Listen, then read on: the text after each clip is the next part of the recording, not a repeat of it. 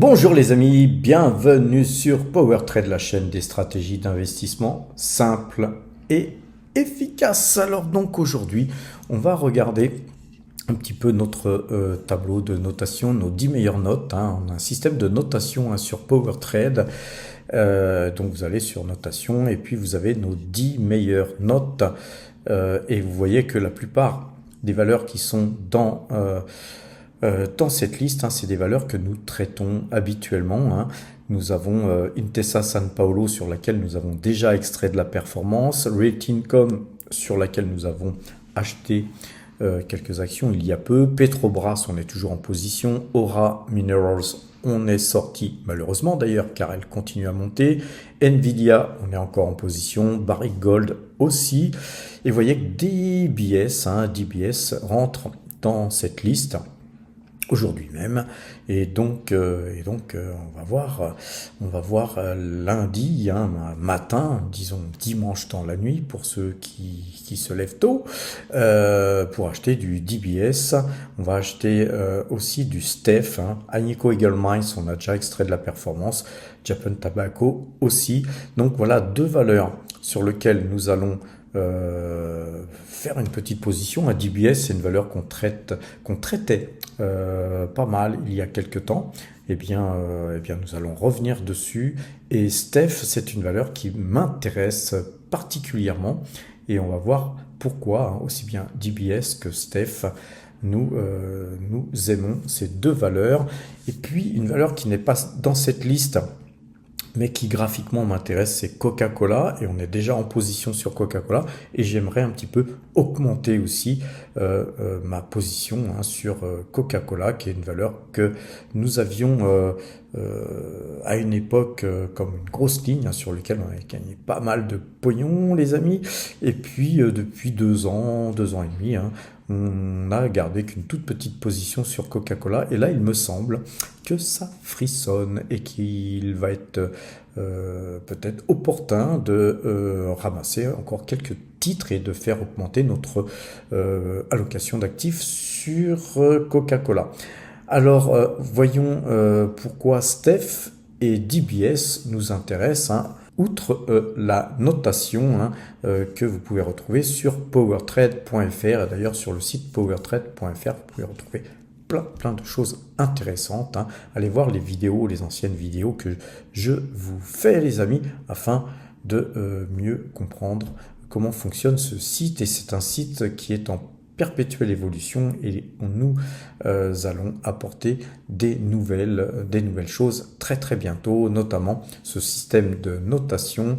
Il pourrait être donc étendu pas seulement aux 10 meilleures notes que je vous donne chaque jour, mais vous pourrez rechercher vos valeurs et trouver par rapport à mon système à moi de notation, quelle note de swing trading mérite votre valeur. Alors nous avons une notation un peu particulière, car d'abord et avant tout, on regarde le fondamental de cette valeur, ensuite on ajoute des paramètres style moyenne de 12, etc., qui intègrent tout un panel d'algorithmes qui vous permettent d'avoir une note. Et cette note, elle monte, elle baisse tous les jours, suivant qu'une moyenne mobile coupe ou que tel ou tel indicateur change. Et donc cette note change au gré effectivement des variations de ces mêmes sociétés. Et donc cette partie-là à rechercher, bientôt, elle sera en ligne, mais uniquement pour les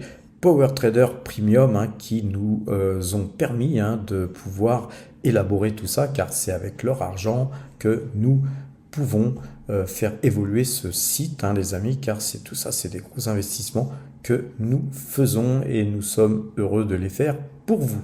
Alors, DBS Group Holding, c'est une banque, c'est la plus belle, la plus grosse banque singapourienne, les amis. C'est une banque qui est cotée à Singapour, qui est basée à Singapour, mais qui est partout en Asie, et donc vous la retrouvez aussi bien en Thaïlande qu'à Hong Kong, que partout. Donc c'est une grosse banque. Vous voyez que son PER 2024, il est de 10,2 et le rendement est de 5,82%. Donc c'est une banque qui nous verse toujours depuis des années des dividendes très sympathiques. Et donc voilà, DBS pour moi, c'est d'abord et avant tout pour le rendement. Mais pas seulement les amis, pas seulement. Vous voyez que quand on regarde l'évolution du chiffre d'affaires, on a une évolution du chiffre d'affaires qui est en hausse constante. Donc on a toujours une croissance du chiffre d'affaires et ça me plaît bien. Ce graphique en anneau, il est sympa aussi. Les fondamentaux paraissent faibles par contre sur cette société. Donc par contre tout le reste est au top les amis. La valorisation, le consensus, la visibilité, le momentum. Et moi je suis cette société depuis fort longtemps. Nous avons fait des allers-retours dessus, allez voir les anciennes vidéos, j'ai fait des vidéos sur DBS et donc nous sommes acheteurs aujourd'hui de cette valeur. Quand on regarde la situation bilancielle, il n'y a aucune dette, donc ça me plaît bien. Et le ROE, les amis, il est de 16,17%. Ce qui est largement bon pour moi pour investir dans cette société. Et puis le système de notation que je vous ai présenté tout à l'heure nous présente une très bonne note, car supérieur à 10, eh bien pour nous c'est acheteur. Alors, graphiquement, il n'y a pas grand-chose à dire sur cette société. On voit qu'elle a une petite croissance sympa. Vous n'allez pas doubler votre mise sur cette société du jour au lendemain, ça c'est certain. Alors regardons une des raisons principales qui m'amène à revenir sur ce titre, car moi j'attendais depuis pas mal de temps que ce titre baisse, il ne baisse jamais.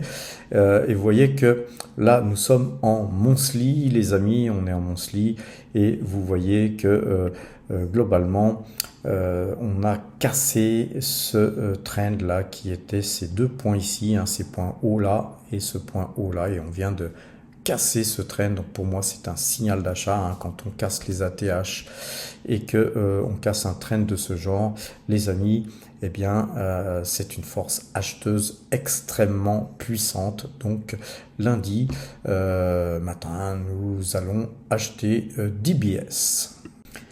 Revenons en daily justement pour un peu mieux apprécier la cassure de ce trend jaune. Là, vous voyez qu'on l'a cassé ici, on a fait un pullback, on l'a même recassé par le bas brièvement. Et puis nous voilà repartis avec justement l'occasion de voir ce titre qui baisse un petit peu, de revenir dessus à bon compte, puisque nous n'allons pas, sauf si ce titre explosait à la hausse, s'il explosait à la hausse lundi, on achèterait quand même, car là on a une configuration très haussière, la moyenne 2 jours, 12 jours est acheteuse.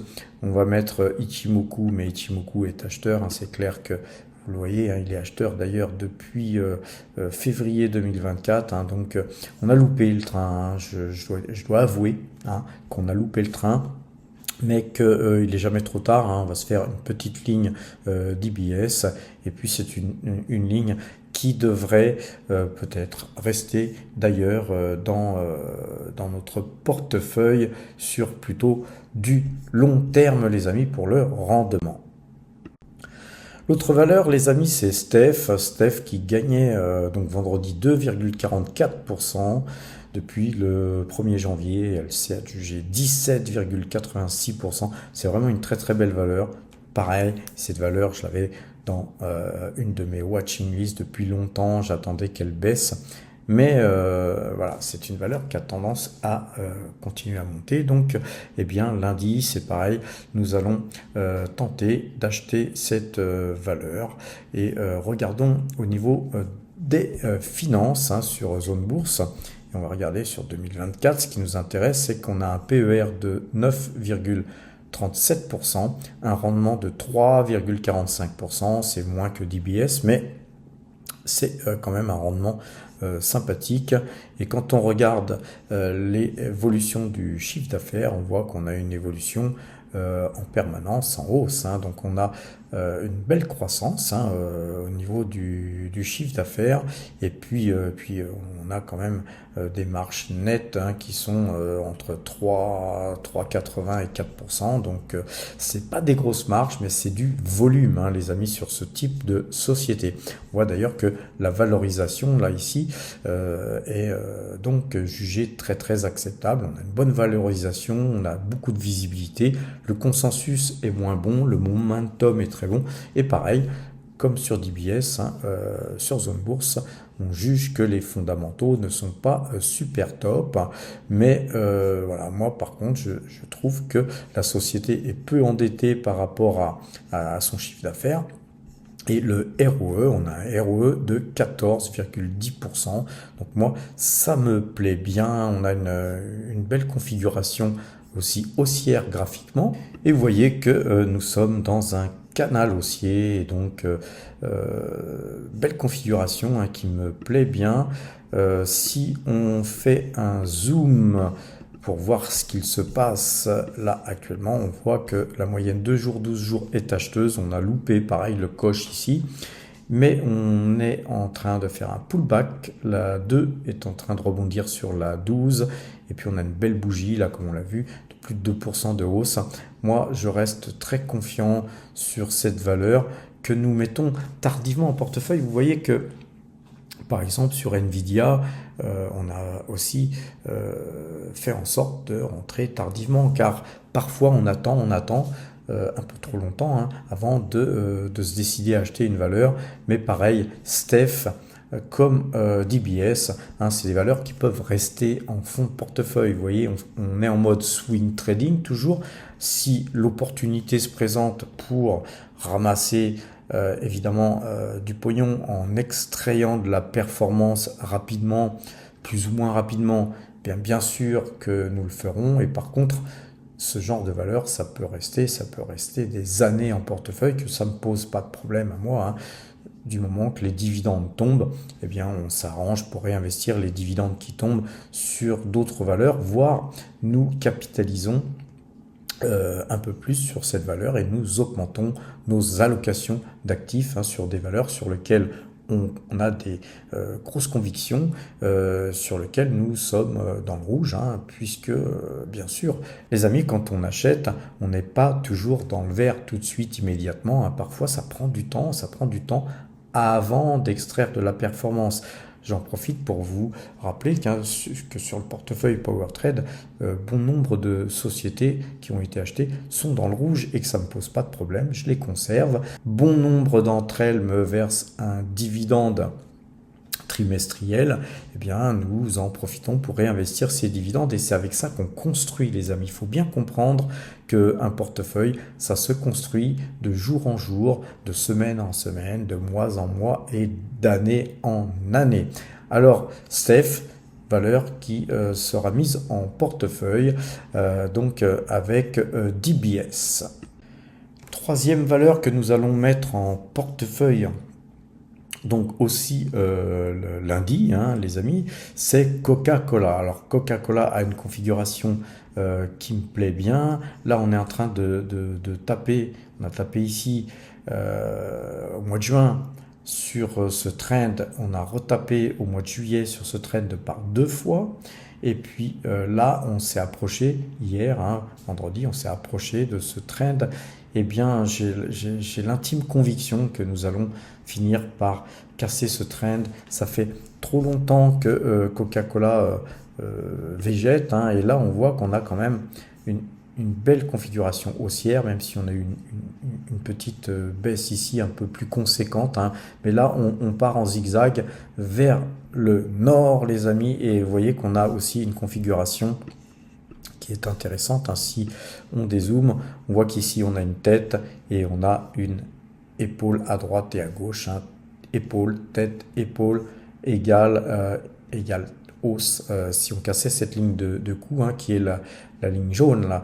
Et là, sur Coca-Cola, vous voyez, je me plais à anticiper ce signal, car franchement, sur Coca-Cola, quel est le risque quel est vraiment le risque que d'acheter du Coca-Cola et puis d'être condamné à recevoir des dividendes trimestriels. Voilà, donc sur Coca-Cola, ça sera notre troisième achat que nous ferons lundi, les amis.